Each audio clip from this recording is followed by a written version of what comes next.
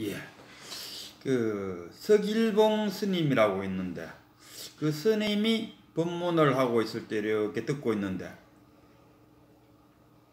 어떤 그 선사가 아마 그 인간관계에서 뭔가 좀 낙담을 하셨는 모양이지. 그래서 어느 암자에 들어가서 거기서 응거를 하고 있는데 거의 도반인 그 친구가 의에 지내노 싶어서 그 은둔하고 있는 자기의 도반을 찾아갔는 모양이죠. 그래서 이런저런 이야기를 나누다가 이제 도반이 헤어지고 산길을 이루어오게 됐는 모양이죠. 쭉 이루어오는데 한참 이루다가 뒤돌아보니까 그 도반이 아직도 자기가 이루어가고 있는 모습을 보고 있더라, 이런 이야기입니다.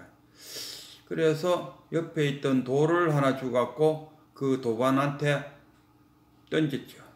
던지니까 그 도반이 그걸 보고 있다가 그 던진 그 돌을 주워 갖고는 그 돌을 저쪽 계곡 쪽으로 툭 던져버렸어요.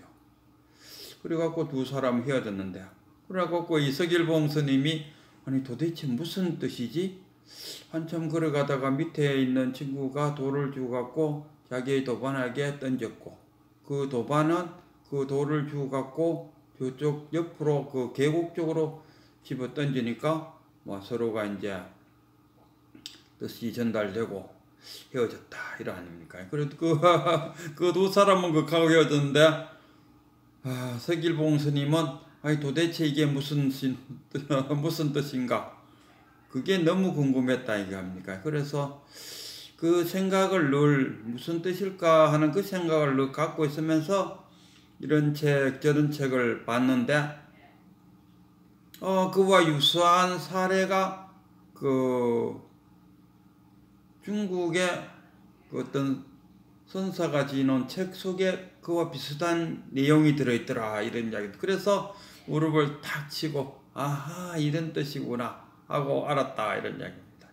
그때 그 기분이 너무 그분 이야기로는 짜릿짜릿했다. 기분이 짜릿짜릿했다. 뭔가 하나 깨달았다는 느낌에 너무 좋았다, 이런 이야기입니다. 그래서 그분이 하는 말이 무슨 뜻인고 하니까 그 도반이 많은 대화를 나누고 이제 상기석을 이뤄오는데 위에 있던 도반이 친구가 저 멀리까지 갈 때까지 지켜보고 있다가 길 가던 도반이 뒤를 돌아보니까 자기 그 도반이 저 산 위에 있다 아닙니까? 그래서 돌을 주갖고 글로 툭 던지니까 이 도반이 그 돌을 주갖고 저쪽 계곡 쪽으로 툭 던졌다. 이게 무슨 뜻인가? 그래서 서길봉 스님이 탁 깨치는 게 뭐냐? 그래갖고 밑에서 돌을 주고 던지는 이유는 너무 그렇게 번뇌 망상에 사여서 너무 그렇게 고독하게 사지 마세요 하고 그런 차원으로 돌을 탁 던졌더니만 위에 있는 도반이 그 돌을 주갖고 저쪽 계곡으로 툭 던진 그 의미는 나는 벌써 다 던져버리고 없소이다. 그런 뜻이었다, 이런 이야기입니다.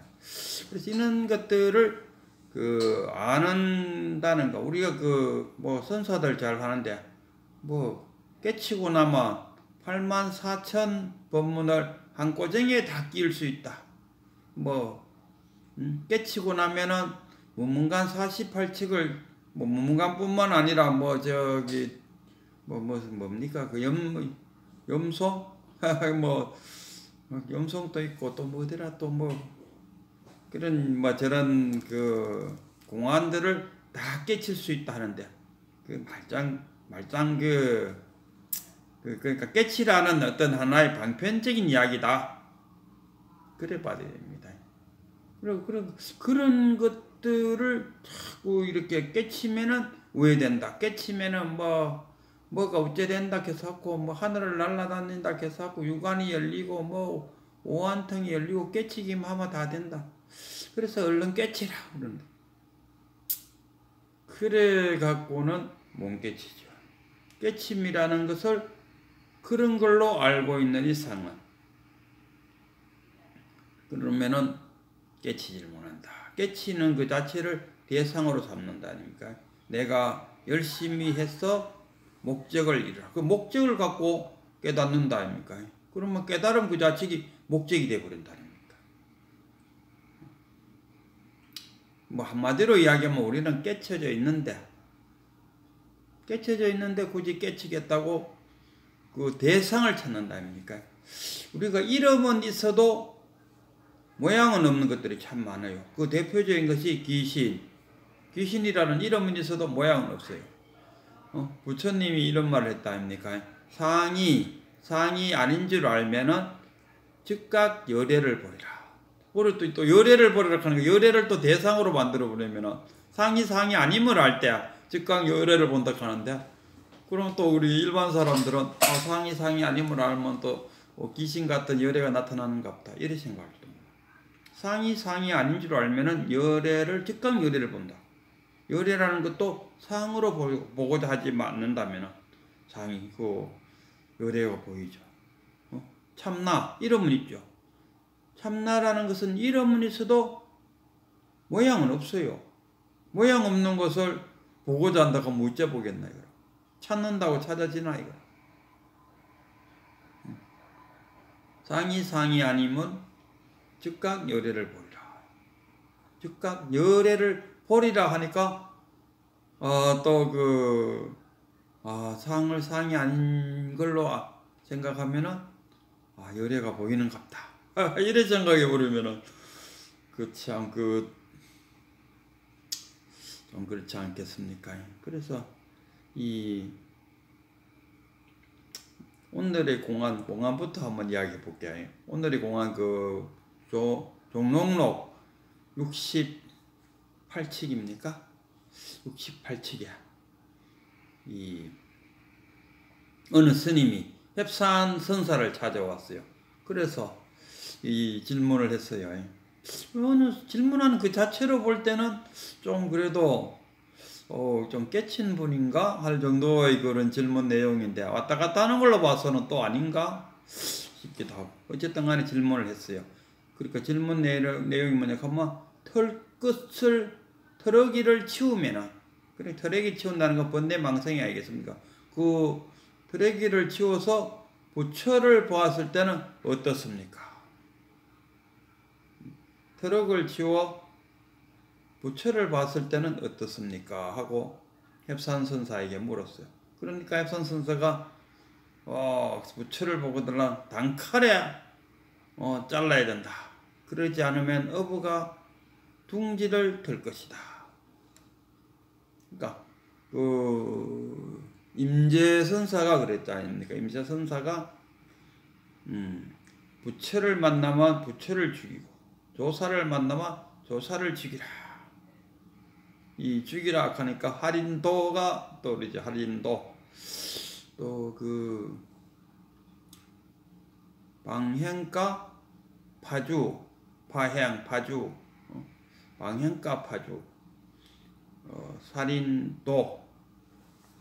이 살인도와 할인검, 검하고 도하고의 차이는 검은 양쪽으로 칼날이 서 있고 도는 한쪽으로만 칼날이 서 있는 것을 도라 그러더라고요. 그래서 할인검, 살인도 이렇게 표현한다니까. 그래서 또 파주 은산철벽에 탁 갇혀갖고 더 이상 꼼짝하지 못하게 도망갈 수 없도록 만들어 놓고 거기서 한 생각 내봐라. 그리고 할인검이나 방향은 수많은 갈래길이 쫙 내놓고 가고 싶은 대로 한번 가보시오. 뭐 이렇게 교육시키는 방법인데, 하여튼 간에 그 스님이 트럭을 치웠을 때 열애가 나타나면 어떻게 합니까? 하니까 단칼에 베어버리라. 그래갖고 이제 이 스님이 석상한테 또 갔어요. 석상한테 가서 똑같은 질문을 했어요. 트럭을 치웠을 때 열애가 나타나면 어떻게 합니까? 하니까 이 석상은 열애는 국토를 갖고 있지 않는데 어디서 나타난단 말이고, 이렇게 되죠. 그러니까 이제 이 스님이 그 석상이 그렇게 말하더라고. 이제 쫄래쫄래 와갖고 헵산한테 다시 또 이야기해요. 내가 석상 선사님을 만나니까 그리 말하더라고요. 하니까 이 헵산이 이제 그 다음 날 이제 법문할 일이 있어 이제 법상에 턱 앉았죠. 앉아갖고 이런 이야기를 했어요. 제자들을 가르침에 있어서는 내가 석상보다가 그래도 한 수인 것 같아. 그런데 법성의 도리를 제자들한테 가르쳐 줌에 있어서는 석상보다가 내가 한 100발 정도 뒤에 있는 것 같아. 이렇게 표현했어요. 두 사람의 그 대화를 제자가 질문을 했을 때 아니면 또 제자를 가르쳐 줄 때 그 방법상의 문제가 되겠죠. 부처가 나타났을 때는 어떻게 합니까? 부처가 나타났다는 것은 뭡니까?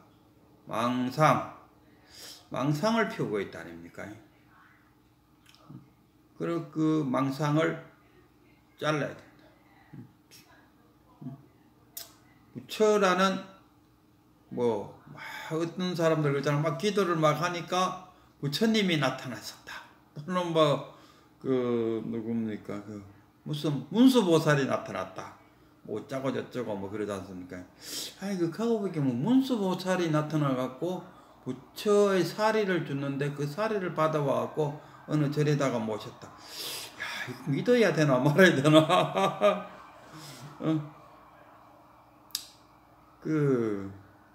귀신이 나타났다.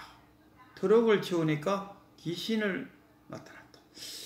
정말 나도 한때는 제주도에 있을 때, 제주도에 보면은 동네 이름이 상기, 하기, 이 동네 이름 또 무시무시한 데고, 내려가다 보면은 우리가 살던 데가 애월 쪽이었는데, 고지가 한 500m 고지에서 살았어요. 그리고 500m 고지에서 바닷가까지 쫙 내려가는데, 외딴 곳이라 그런가, 밤에는 차 한 대 안 만나고 쑥 내려가다 보면은 상가하가, 동네 이름이 상가하가. 그걸 지나가다 보면 그 옆에 어느 문중의 공동묘지가 있어요. 그래갖고, 정말 귀신이 있을까? 그때가 제가 한 30 몇 살쯤 됐는데, 혈기가 왕성할 때죠. 그때가 이제 아버지가 돌아가셨어요. 29살 때 돌아가셨는데, 이게 정말 귀신이라도 한번 보고 싶다. 그래서 나는 이제 상가 어느 문중모지를 걸어서 이제 그때 운동 겸 갔죠. 깜깜 어두운 밤길에. 그래서 내가 거기서 큰 소리를 쳤죠. 귀신이 정말 있거들라 한번 나와보라. 네가 나오면은 나는 아버지의 귀신 또 있다고 생각하고 아버지의 무덤에 밤중에 한번 가보게 테니까 귀신이 있거들라 나온나 하고 혼자서 고래고래 감을 질른 적이 한 번 있어요. 근데 귀신 안 나오더라고요. 그렇듯이 이름은 있어도 모양은 없는 것들 수도 이렇게 부처를 보겠다. 못 보지요. 대상으로 보자면은 못 보지요. 그러니까 우리가 불교를 접하면서 유심론과 유물론을 있을 때 불교는 그야말로 유심론적입니다. 공즉색이다, 색즉 공이다 했을 때 이걸 유물론적으로 해석해갖고 굳이 유물론적으로 해석하면은 이게 볼펜인데 있습니까? 없습니까? 있어요? 없어요? 이런다 아닙니까? 그래 놓고는 뭐라고 말하냐 하면 시간이 지나면은 다 지수화풍으로 흩어져 버리니까 자성이 없으니까 공이 아니냐. 또 시절 인연을 만나갖고 뭉쳐갖고 이렇게 볼펜이 되었다. 이런 식으로 공을 설명하는데 그거는 유물론적인 설명이고 유물론적으로 설명해도 안 될 일은 없지만은 그러나 불교는 유물론이 아니고 유심론이다 생각하면은 유심론. 우리가 공 캤을 때 공이 뭡니까? 꽉 차 있을 수도 있고 텅 비어 있을 수도 있고 꽉 차 있다고 생각하면은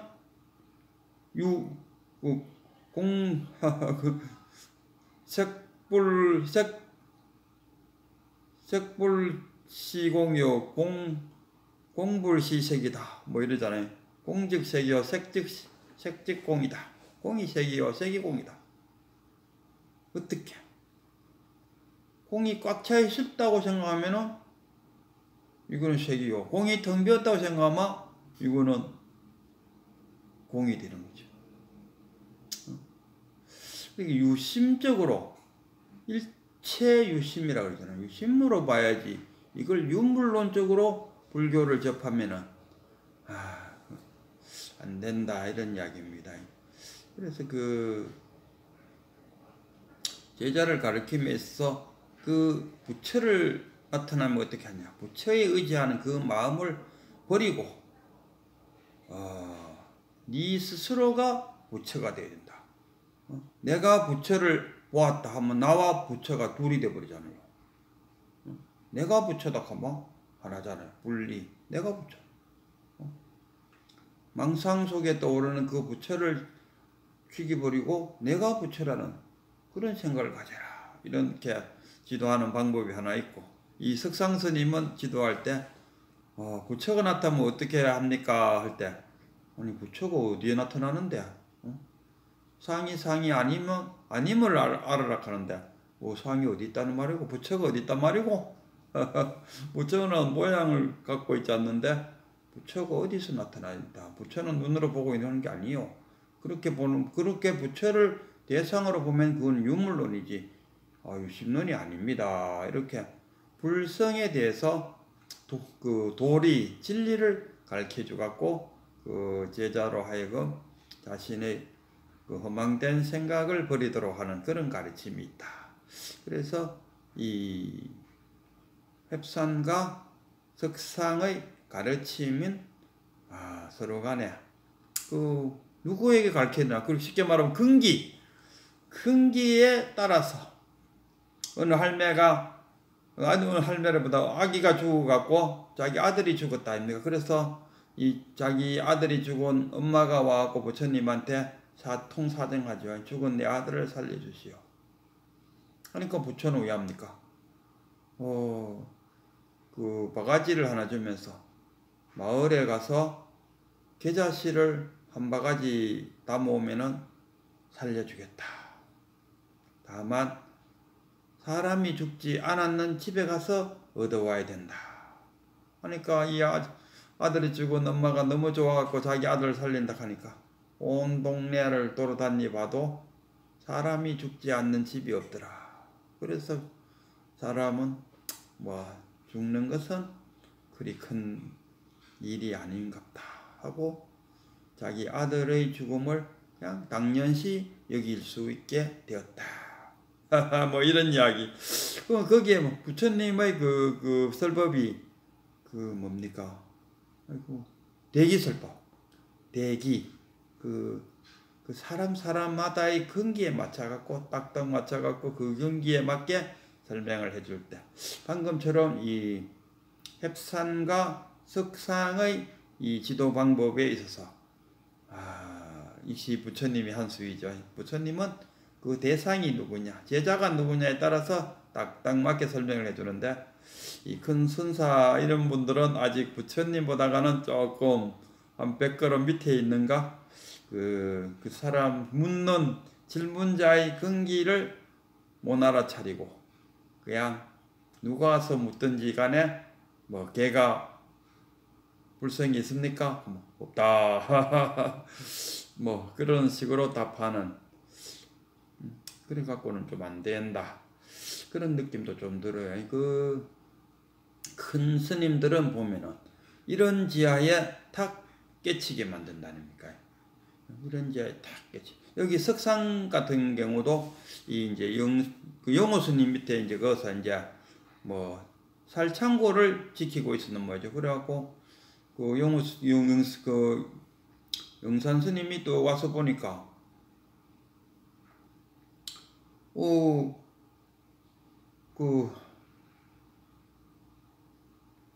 그 살이 한 톨이 떨어져 있더라고요. 그래갖고 참 귀한 살을 잘 관리해야 된다 하면서 이 살 한 톨 속에 다즉 일즉다 그 뭐 만법일려 만법이 하나로 돌아가듯이 이 살한톨 속에 모든 것이 다 들어있느니라 이렇게 교육을 딱 하니까 이 석상스님이 대로 물었어요. 그러면 이 한 톨의 씨앗은 어디서 왔습니까?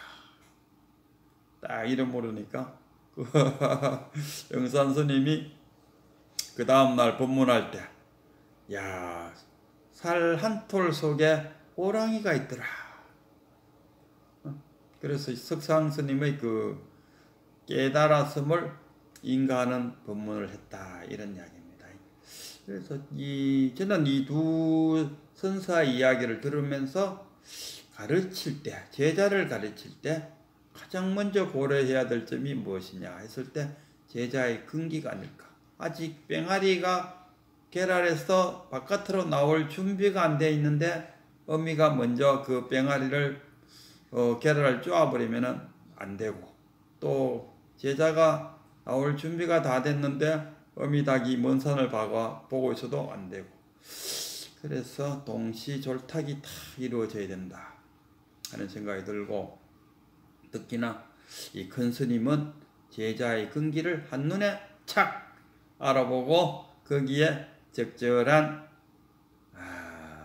이런 지하를 던졌을 때 제자가 깨달음을 얻지 않을까 이런 생각합니다.